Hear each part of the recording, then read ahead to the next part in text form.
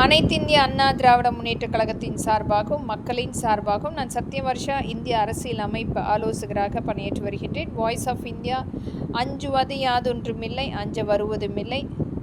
புகைப்படத்தில் பார்க்கின்ற உழவு மஞ்சு என்பது அனைத்து விவசாய மக்களுமே உற்பத்தி மேற்கொண்ட ஒரு இயல்பான ஒரு மரம். ஆனால் இன்றைக்கு பஞ்சு உற்பத்தியும் அனைத்துமே குறைக்கப்பட்டு மறைக்கப்பட்ட உண்மையாக நாம் பார்த்து கொண்டிருக்கிறோம். மத்திய அரசு இதற்குரிய முழு முயற்சியாக இது போன்ற இந்த உழவு மஞ்சு போன்ற அனைத்துமே உற்பத்தி மேற்கொள்வதற்குரிய பங்கீடுகள் விவசாய மக்களுக்கு ஒரு இலக்காக நிர்ணயம் செய்ய வேண்டும். ஒவ்வொரு மாவட்ட ரீதியாக மாவட்ட ஆட்சியாளர்கள் மூலம் இதற்குரிய அனைத்து சட்ட ரீதியான ஆவணங்கள் வழங்க வேண்டும்.